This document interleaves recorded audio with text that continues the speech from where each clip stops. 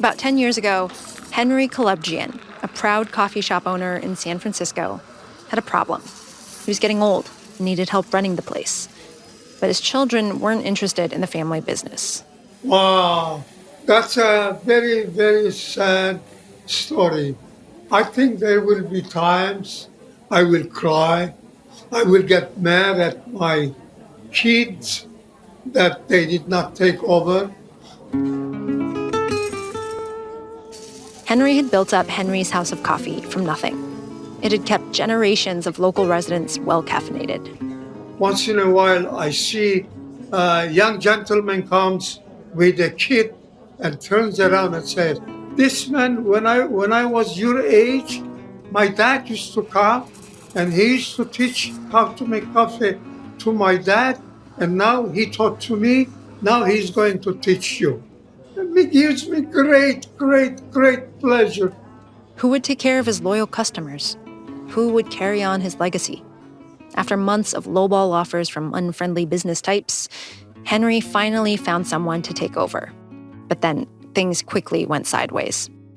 It really hurts me to see how he's changing the store.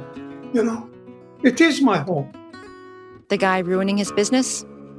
His own son.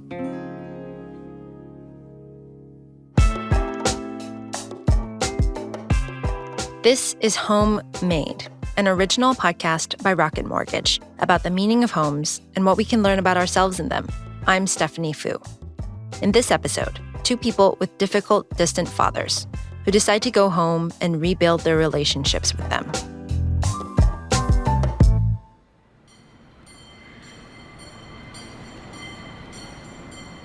Henry's House of Coffee sat in the outer Sunset District of San Francisco, near Golden Gate Park.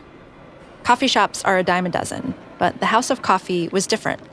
Next to the counter, you could find a 12-kilo roaster where Henry would turn green coffee beans into fragrant brown ones all day long.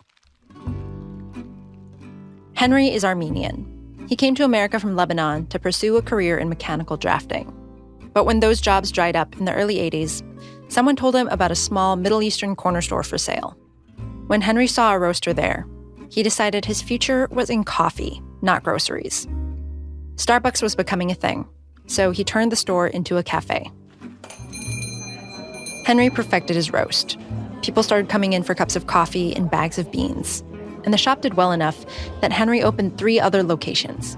The chain thrived for decades, but then Henry started to slow down. He was now in his 70s, so he sold or shut down his 3 satellite cafes and looked for someone to take over the flagship location. In Armenian culture, there's an unspoken understanding that the family business will pass to the children. So when Henry's son, Hrag, was a young boy, he would take him to the cafe. I hated it because when I would work with him, it was on the weekends, and I wanted to watch cartoons, I wanted to play with my friends. Up front, Henry was having a grand old time. Yeah, he was selling coffee, but this was his extended family. He was laughing and chatting up a storm with his customers. Kind of the opposite of what he was like at home. My dad was working 7 days a week, so I missed out on playing soccer with my dad or going to the park with my dad. And yeah, we spent time together, but I think most of the time it was him just kind of trying to take a break from work. And the challenge there is you're also taking a break from your kids.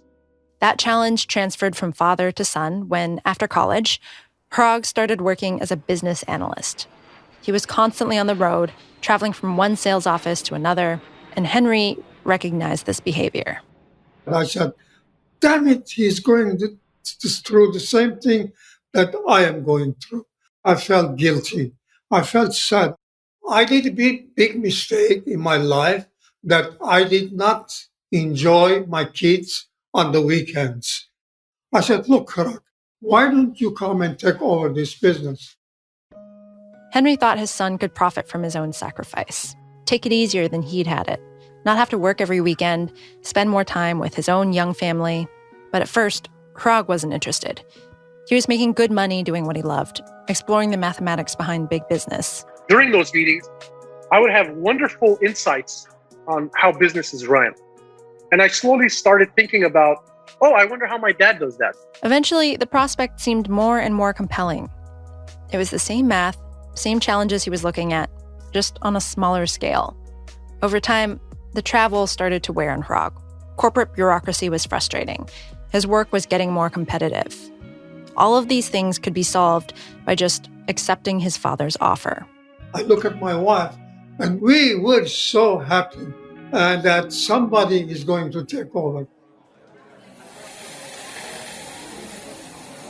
On a sunny San Francisco day in 2013, Hrag showed up for his first shift at Henry's House of Coffee. My first day stepping into the cafe was a little bit of anxiety, if I'm being honest. Like, did I make the right decision here? I am talking to customers. I'm smelling the milk steaming and the coffee brewing. I'm stepping on tile that has coffee grinds on it. Now I'm like a barista, and it didn't feel sexy to me. These were the terms of Hrag's employment. He had to work his way up from the bottom, make the drinks, man the cash register, clean the toilets. Until Hrag could earn the trust of the employees and longtime customers, Henry was still the boss. The difference between all this and his former life, corporate office, direct reports, expense account, was a lot to process. Everything in his father's cafe was old school. The cash register didn't even calculate change. I was not expecting oh crap, yeah, that's right. He gave me a 20, product cost $275. So I had to quick, for a split second there, I was paused, frozen, how do I do this? How did my dad ever, I gave him a lot of credit because I was I've been spending 80% of my time just dealing with employee stuff. How do you even find time to roast? How do you find time to market? How do you find time to bring in new products? This sucks. This is not fun. It was tough.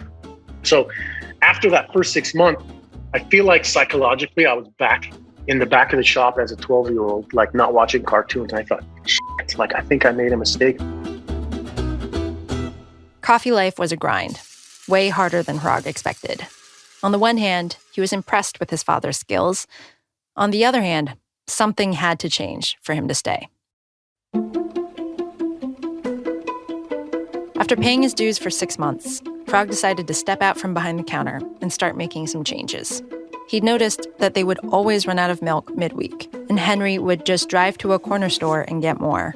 So Hrag calculated the amount of milk needed, created a milk order form, and hired a delivery service at a higher cost. This was Hrag's first business move. Henry flipped out. When he wants to do something, he does it without telling me. That pisses me off. I said, no, I like to go and buy.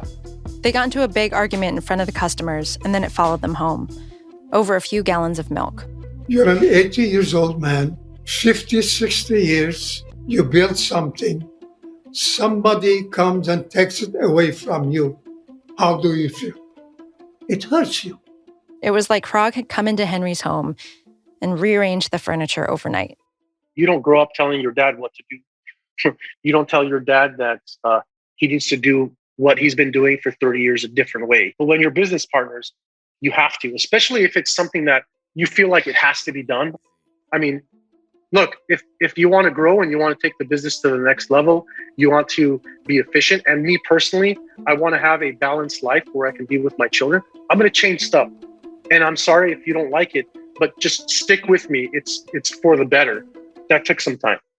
As Hrag dove deeper into Henry's business, he saw it wasn't structured for a balanced lifestyle. But he also saw a solution to it, a business solution. He just needed some help getting Henry to agree to it. So he turned to the one person who could help, his mother. In Lebanese culture, that's the trick. The moms have a very good way of convincing the dads on to do certain things. With Henry at work all the time, growing up, Hrag's mother ran the household, and she was the one who the kids turned to when they had a problem with their dad. But the other reason Hrag turned to his mom was because she was the coffee shop's bookkeeper. She'd looked after their financials since the beginning. So my mom's like, oh my God, this is brilliant. You're so amazing. My dad's silent the whole time. So at one point, I cut my mom off. I'm like, Dad, what do you think? And he's like, in Armenian, he says, I feel like everything's being taken from me. And I was like, what the do you mean everything is being taken from you? This is a little tiny, stupid little milk form that you don't even do yourself. That was what was going on in my head. I didn't actively say this out loud. Instead, Hrag's mom broke down the new approach for Henry and explained why it was good for business. She also endorsed Hrag's next idea, to cut down on the amount of different blends the coffee shop sold in order to save money. At the same time, Hrag realized he couldn't always run to his mother for support. And as I thought about it that night, I thought, okay, I need to make sure that my father feels valued in this business, because if he's reacting this way to a milk order form, how is he going to feel when I rebrand the business or I get rid of coffees that don't sell? Because that's what Hrag did. He updated the look of the cafe and revamped its online business. Just like with his dad, Hrag explained these new policies gently to the customers, why their favorite blend was no longer on the menu or why some of them no longer got a free latte with their bag of beans. And those decisions started to pay off, especially online. They went from just 24 orders a month to thousands a day. And now that the business is a lot more digital, it kind of runs itself. So Hrag and Henry can spend more time just hanging out. The time together has been really valuable for both of them. On Halloween, my dad, he will put on a wig or some funky thing because it's Halloween. I was like, wait a minute, like we never even went trick-or-treating together. But this guy in his shop, he's like Halloween guy, giving away candy to kids and stuff. I mean, I kind of looked at him in a different light, like, oh yeah, my dad's kind of a cool, funny guy. And I learned things about him that I didn't know. He tells me stories. These are things that I didn't have when I was a kid. I've gotten a lot closer with my dad because of business, which is funny because that was the exact opposite as a kid, right? These days, Hrag is the boss. Henry only comes in for half a day, a few times a week. But Hrag has found a way to make his dad still feel valued. The bean has received the right temperature. You just increase the flame. Henry is the head roaster. That's his domain. And Henry leaves the rest to Hrag. Me let go? I did let go. What else do you want? When I see myself and my kid, makes me very proud. Very proud. Especially what Hrag is doing now, the same thing that I used to do. He brings the family all together. When you're a 12-year-old, you don't know all the things that it takes to be a parent. So it's actually given me a lot of foresight into how to be a better father with my kids because of what my father has taught me. Finally getting to spend quality time with his father has taught Hrag the value of doing the same with his own kids, to not work all the time, to not be tired and distant at home. And he hopes that by doing so, maybe one day, the coffee shop will pass to the next generation. On Hrag's first day at the House of Coffee, his wife took a picture of him and Henry. That picture is now printed on every bag of beans they sell. Father and son at home together, in business.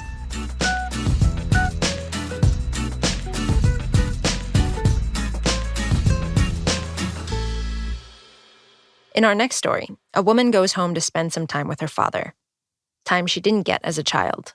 But she has another agenda in mind, to capture family memories before it's too late. A few years ago, Holly Patton was flying home from New York to Nashville. In the seats across from her, a group of boisterous girls were laughing, kicking off their bachelorette party. But for Holly, this trip had a very different mood. I love visiting my family. I love Nashville, but I was coming back to really get into some of the parts of my current life and that were really, really painful and sad. Holly first noticed that something was wrong with her dad a couple years earlier, at her wedding. The night before the ceremony, everyone was getting ready to go to the rehearsal dinner. I'm standing at the top of the stairs. I hear my mom in the living room ask my dad to go get dressed. And he says, for what? He'd forgotten about the wedding. I think that's honestly what's sad about memory loss as a whole, is that it doesn't really discriminate against certain memories, because I don't think that he wasn't trying to block that out. Of course.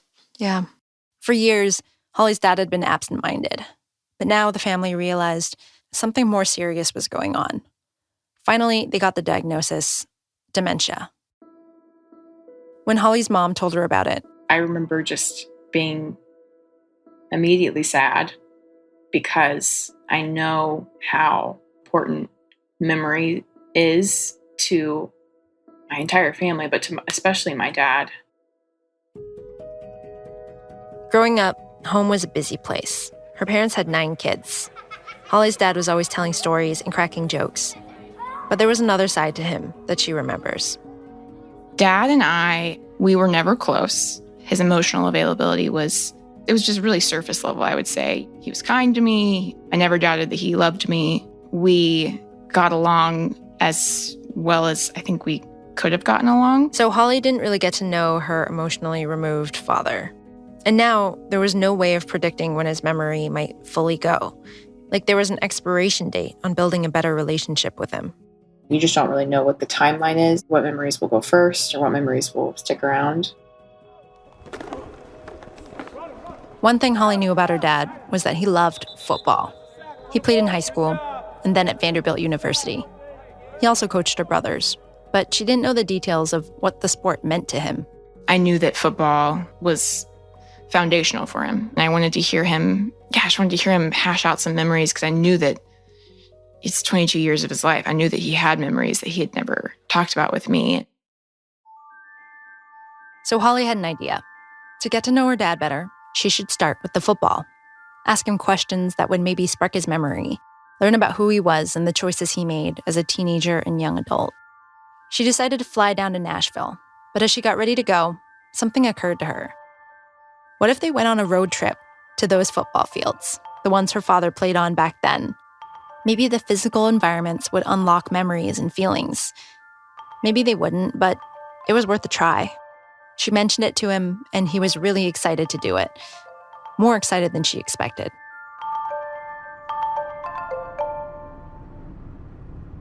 Were you nervous? I hadn't spent this much alone time with my dad in maybe ever. Yeah, long story short, heavy, nervous. Holly and her father had barely ever shared a single extended conversation. And now they were setting off, just the two of them, for hours of talking. The first stop was 3 hours away, a town called Sweetwater, where he'd attended high school. She recorded a bunch of their conversations in voice memos. So you ready to go? Do you know where you're going? I know where I'm going. This is Oakland Road. This runs right in front of... It was actually really cool because my dad knew exactly where he was going as soon as we pulled in off the exit. Remembered the road names, remembered everything. So he got out of the car and was just taking me around everywhere. He showed Holly his old history classroom, his old Bible classroom. They walked over to specific windows and mobiles. But the school had closed a long time ago, and the grounds had become neglected. Crumbling buildings, overgrown weeds. My dad is he's not an overly emotional person, but he kind of just said, "This is sad." But then they headed to the football field. It was like watching a kid at some points and remembering football plays, remembering just carefree glory of childhood. And so getting able to be a part of that and him letting me into that was really fun, just to see just a different side of my dad that I hadn't seen, at least in a long time.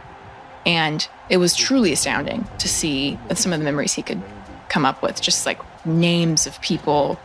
And he remembered the name of the recruiter from Ole Miss that came to talk to him, and the recruiter from the University of Alabama that came, like just random things. The coach that offered me a scholarship at Alabama was Coach Sloan. Yeah. Who became head coach at Vanderbilt. Wow. He was I learned that deeper than that was what football gave him. And that was a sense of belonging and a sense of place. After that, Holly and her dad drove to Vanderbilt. He marveled at the modern facilities, the top-level trainers and private chefs. He told Holly how he'd met her mother there. She felt like she was finally seeing a fuller picture of him. Like who he was becoming at that point in his life, of who he was becoming as a man, and his relationship with my mom and his career aspirations. And I mean, he and my mom had their first child when they were 22, and so they were really, really young parents. He told Holly about not knowing what to do with his life after college, what he wanted life to look like for himself and her mom. She didn't know that he'd seriously considered playing pro football before deciding to go into the Navy. Some of the feelings he talked about in trying to figure that out, I resonated with me just because I'm still actively trying to figure things out. Finally, they visited her old high school, and a flood of memories came back to Holly, too. All of the places she used to hang with friends, learning how to drive the family dog, and, of course, Friday night football games, ones where her father used to coach her brothers. The memory of those games came back to him as easy as turning on a switch. He can remember details about my brother's high school football teams that are honestly astounding. I'm like, how do you remember that? After visiting all 3 schools, it was time to drive home. But the conversation was easier now that he'd loosened up and shared so much with her. He seemed so much more open than he'd ever been before. And so the conversation started turning towards the elephant in the room. How he felt about his dementia. Is it hard to talk about it with your kids? You're kind of the first one that really dealt with it in any kind of depth of conversation. Really? Yeah. Really? Yeah. I also want to stay, quote unquote, as normal as possible because I don't want mom to feel like, well, okay, here's some more heavy lifting I got to do. Yeah. I don't want to be any more of a burden to her than I am. He was less worried about his own experience than about the pain it would put his family through.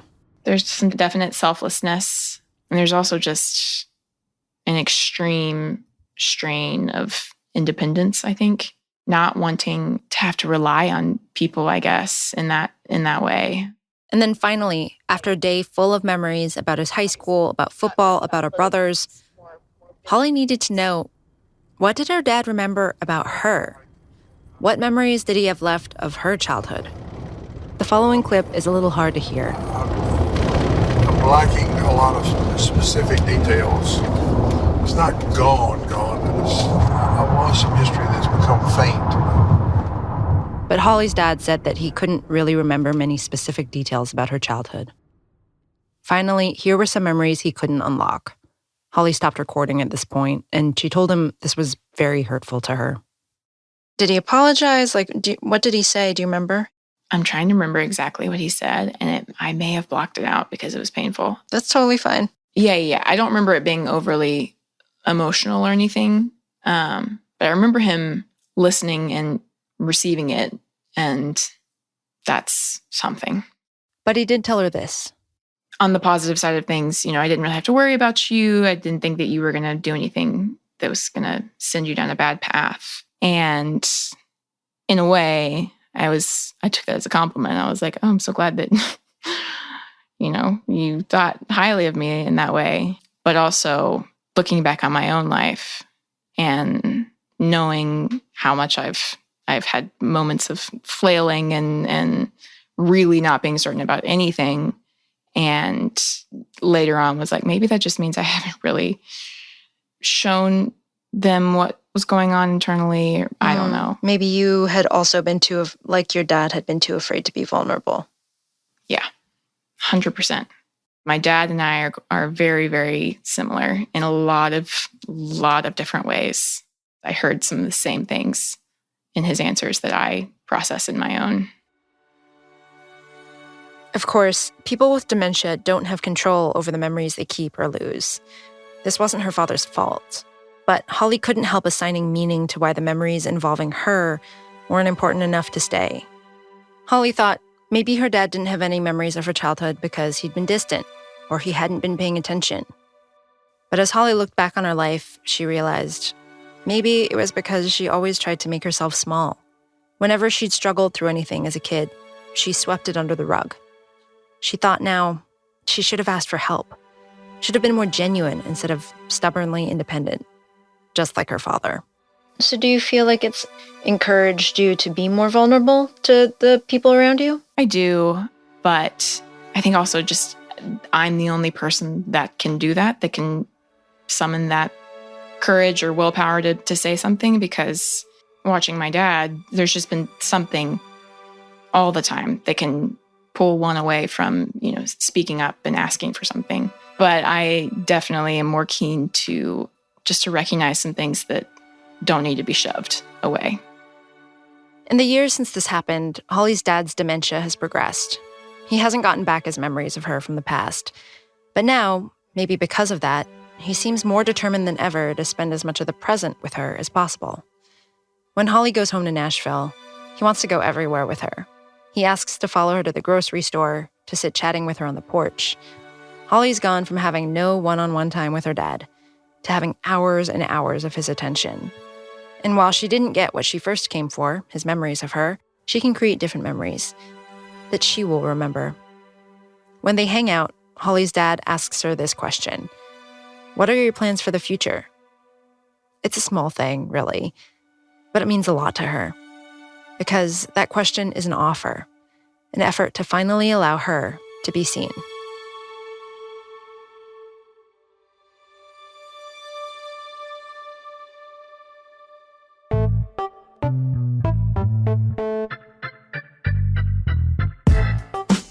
You've been listening to Homemade by Rocket Mortgage. My name is Stephanie Fu. You can reach us at rocketmortgage.com/homemade. Thanks for listening. Equal housing lender, licensed in all 50 states. NMLSconsumeraccess.org, number 3030.